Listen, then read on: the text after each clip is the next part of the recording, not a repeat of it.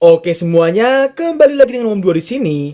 Di video kali ini, kita akan melanjutkan alur cerita dari anime yang mana episode satunya baru gua upload pagi tadi. Loh bang, katanya rilis 1 minggu per episode. Memang gitu kok Gugeru-chan, lu minggu lalu aja kan belum lahir nih. Jadi gini, episode satunya tadi pagi itu aslinya udah gua upload dari minggu lalu. Tapi karena belum diizinkan sama bapak kotak merah ini, mau gak mau kita nunggu sampai diperbolehkan. Dan setelah seminggu, baru bisa gua upload. Oh gitu. Jadi tetap 1 episode per minggu ya bang? Betul, Oshinoko rilisnya tiap Kamis. Dah ya Gugeru-chan, gua mau ngelanjutin opening. Oke bang. Nah, jadi begitu guys. Terus kapan nikah bang? Ntar nunggu waifu gua jadi nyata. Terusin aja ulti gua tiap opening. Ya udahlah guys, kita kayaknya harus nonaktifin Gugeru-chan dulu deh. Guys, bantu gue biar gak dinonaktifin dengan cara pencet tombol subrek dan like-nya di bawah. Onegai, onegai. So, tanpa berlama-lama lagi, inilah dia Oshinoko episode kedua. 星の子たちよ、よくお眠りなさい。 Episode kali ini dibuka dengan memperlihatkan iklan perekrutan idol. Adapun ujian-ujian yang harus dilalui para pendaftarnya, di antaranya adalah seleksi tulis dan wawancara yang diadakan di 8 tempat penilaian di seluruh negeri. Setelah kedua ujian tadi, hasil penyaringan akan dilaksanakan. Scene kemudian nampak berpindah di SMP Megurogawa. Terlihat Ruby dan kedua bestinya yang sedang membicarakan soal Ruby yang mengikuti seleksi jadi idol. Diketuai oleh Ruby yang pernah gagal saat mengikuti audisi di 2 tahun yang lalu. Kedua bestinya itu nampak mendukung kerja keras Ruby dan memuji Ruby yang pandai dalam menari dan berwajah kawaii. ルビーは可愛いし、ダンスもうまい。歌はちょっとあれだけど。 Meski pernah gagal, namun Ruby tetap pada semangatnya dan berimpian untuk menjadi seperti sang ibu. そしていつかお母さんみたいなトップアイドルに。 Singkat waktu sepulang sekolah, sepanjang perjalanan, Ruby terus mengenang kepergian sang ibu serta mengingat kenangan kehidupannya sebelum berinkarnasi. Karena bahkan sampai di ujung hidupnya itu, Sarina alias Ruby terus terngiang-ngiang suara Ai dalam benaknya. 私は愛の子供として生まれ変わっていて、私はママみたいになる。 Di tengah Ruby yang bersemangat untuk menjadi seperti Ai, Aqua menepukkan bukunya tepat ke kepala Ruby dan mengingatkan tentang mereka yang sebentar lagi ada ujian masuk SMA. Dengan somplaknya, Ruby meremehkan ketidakpahaman Aqua terhadap idol, di mana Ruby berniat untuk memasuki sekolah departemen seni yang hanya mementingkan wawancara ketimbang nilai ujian. Hal itu membuat Ruby berniat untuk menjadi seorang idol supaya tidak perlu khawatir lagi dalam belajar untuk ujian nanti. Mendengar ucapan sang adik, sontak membuat Aqua menyuruhnya untuk tidak berfantasi tentang idol. Karena idol yang tidak menghasilkan banyak uang dan harus pensiun sebelum usia 30 tahun. Kehidupan selama jadi idol juga akan dipantau terus oleh fansnya. Parahnya lagi, setelah graduate, tingkat keberlangsungan hidup mantan idol tidak terlalu tinggi. Meski telah mendengar itu semua, Ruby tetap keras kepala dan tetap ada pendiriannya. Melihat betapa keras kepalanya sang adik, Aqua pun merasa bodoh amat dan hendak pergi ke tempatnya Pak Sutradara. Bersamaan dengan Aqua yang pergi, Ruby ternyata menyadari sang kakak yang berubah drastis sejak ibu mereka tiada. Di mana Aqua yang tadinya anak berwajah ceria, kini terus memasang wajah cemberut dan tidak pernah tersenyum sama sekali. Ruby juga menyadari sang kakak yang selalu melakukan sesuatu tanpa memberitahunya dulu sama sekali. Bukan hanya Aqua yang berubah total, Pak Saito juga tidak pernah terdengar lagi sejak saat itu. Dan karena hal itulah, Bumiyako yang menggantikan perannya. Tidak hanya itu, 2 tahun setelah Ai tiada, Bikomachi juga mengumumkan pembubaran mereka. Dan sejak saat itu, Strawberry Production tak pernah memiliki departemen idola lagi. Dan beralih tugas menjadi perluasan bisnis pemasaran selebriti. Singkat cerita, setelah sesi curhat Bumiyako, karena pertanyaan Ruby seputar perekrutan talent baru, Bumiyako mengingatkan tentang pengumuman audisi yang diikuti oleh Ruby. Dan tak lama berselang, telepon dari pihak audisi pun berdering. Ruby yang terkejut pun langsung mengangkatnya dengan harapan dirinya akan diterima setelah 2 tahun lamanya. Meski telah sangat bersemangat, sembari Bumiyako yang terus memperhatikan putrinya itu, namun sayangnya メだった。 Sembari mendekap sang anak, Bumiyako yang berpengalaman dalam bidang seperti itu mengetahui adanya unsur eksternal di luar skill dan penampilan.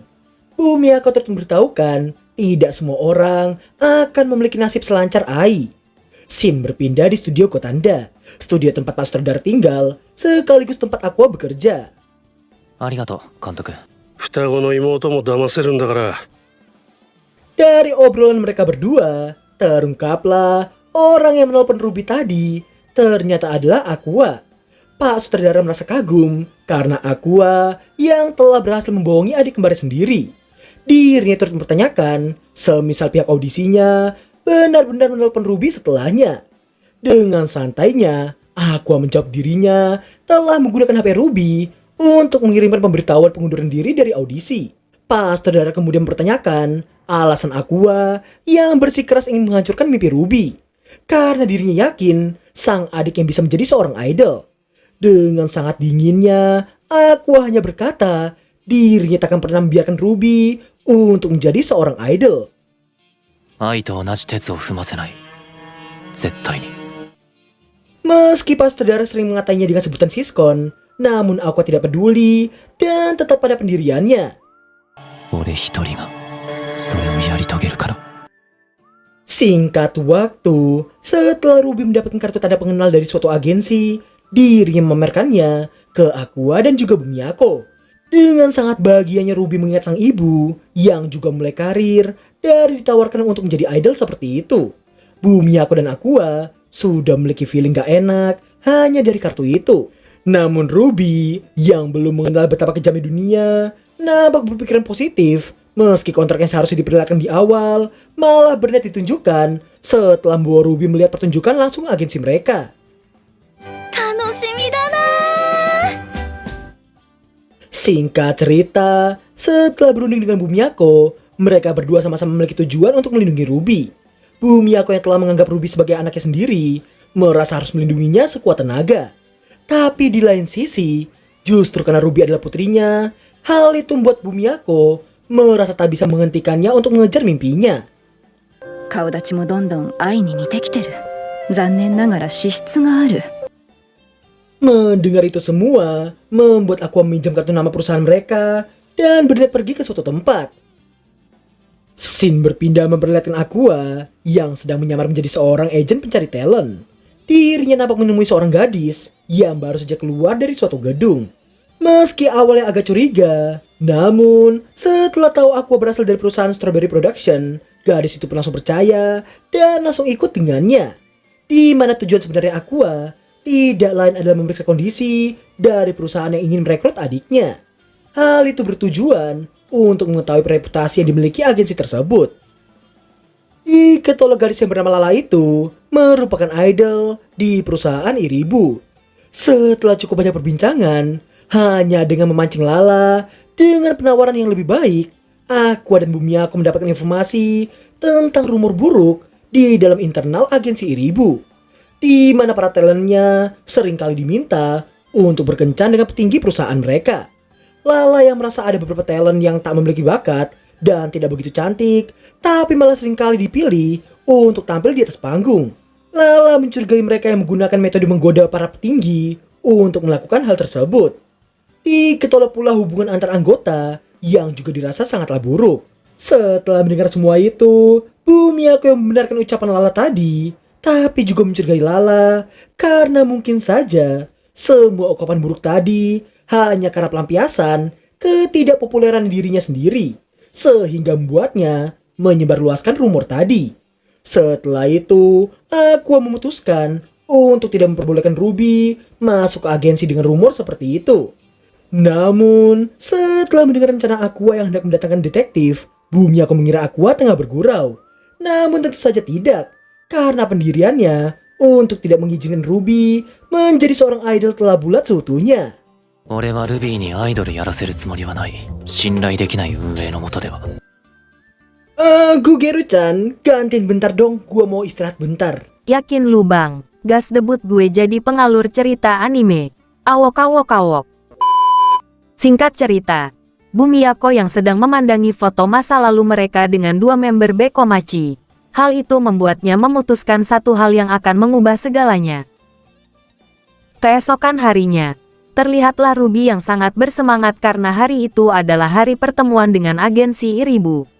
Setelah ditanya keseriusannya, dan meski telah diberitahukan semua hal buruk yang bisa saja menimpanya, namun Ruby tetap pada pendiriannya.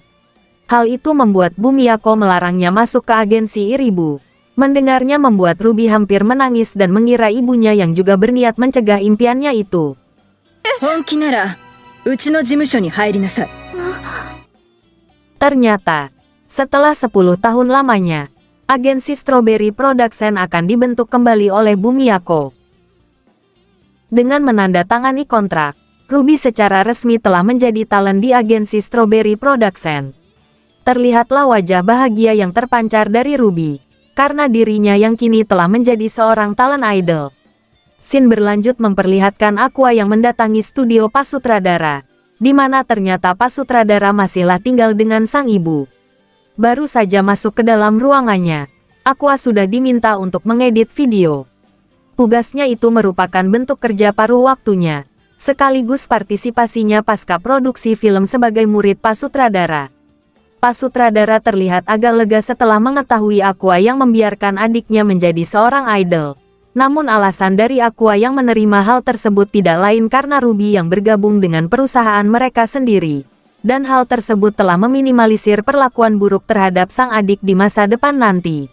Singkat cerita, terungkaplah Aqua yang tidak mendaftar di departemen seni di SMA-nya, melainkan departemen umumlah yang dipilih olehnya. Tidak hanya itu, pembicaraan tentang aktor membuat Aqua berkata dalam hati, bahwa menjadi aktor hanyalah salah satu dari rencananya supaya tujuannya untuk mencari tahu siapakah ayah kandungnya dapat tercapai. Meski salah satu caranya adalah menjadi aktor, namun itu hanyalah opsi termudah untuk menemukannya.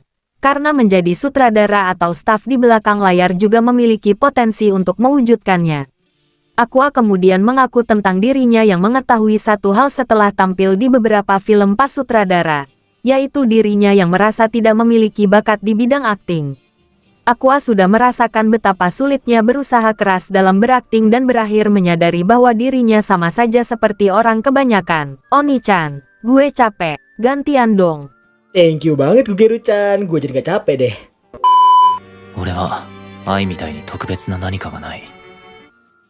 Mendengar Aqua yang terus membandingkan diri dengan Ai, hal itu membuat Pak Sutradara memberikannya sebuah nasihat. Karena hanya akan beritahunya sekali, Pak Sutradara memintanya untuk mendengarkannya dengan seksama.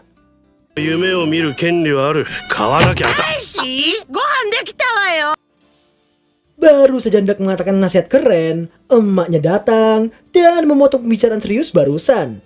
Tidak hanya satu kali, emaknya juga kembali mengganggunya, sehingga membuat ucapannya terus terpotong. Melihat yang buat aku berkomentar tentang Pak Sutradara yang masih tinggal dengan emaknya meski telah berumur 40 tahun lebih. Pak Sutradara juga beralasan banyak orang di dunia seni yang sama seperti dirinya.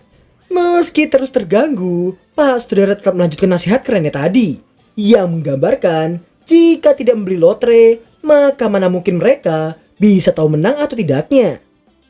俺にも愛と同じような才能があると信じてた時期があった。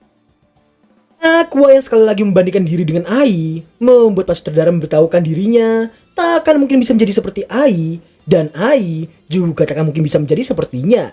Pak Sutradara kemudian bertanya, apakah Ai memiliki pengetahuan fotografi dan apakah Ai memiliki otak yang pandai seperti dirinya. 一度や二度の挫折でひよってんじゃねえ。使える武器全部使ってから吐け。 Ucapan Pak Sutradara membuat Aqua mengenang ucapan terakhir dari sang ibu tentang dirinya yang bisa menjadi aktor yang sangat hebat. Ketika Aqua yang baru saja hendak membicarakan sesuatu hal yang sangat penting, namun secara tiba-tiba 俺は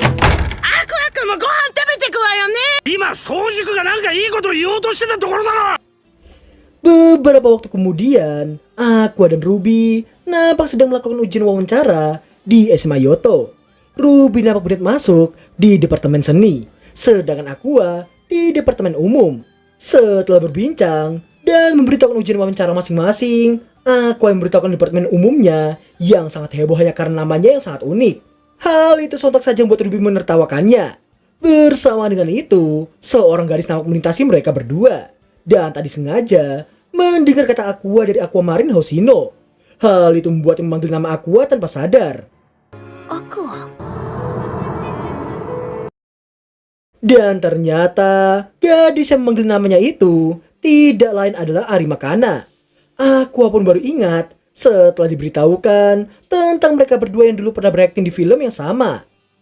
ずっとやめちゃったのかと。やっと会えた。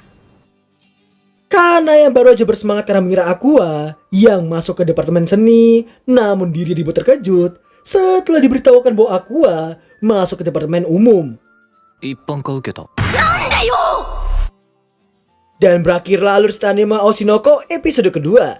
Jujur, gua agak kurang suka sama Aqua dan juga Ruby. Bukan tanpa sebab. Misalnya aja untuk Aqua, dia tipe orang yang selalu membanding-bandingkan diri sama Ai. Kayak yang dibilang sama Pak Sutradara, tiap orang itu berbeda. Ai nggak bisa jadi Aqua, dan Aqua nggak bisa jadi Ai. Ucapan itu juga relate di dunia nyata. Intinya, jadilah diri kalian sendiri, boleh menjadikan orang lain sebagai acuan dan pacuan. Tapi tidak harus menjadi seperti orang itu seutuhnya. Sedangkan untuk Ruby, kayaknya kalian bisa nilai sendiri deh. Satu kata yang pasti, kepala batu.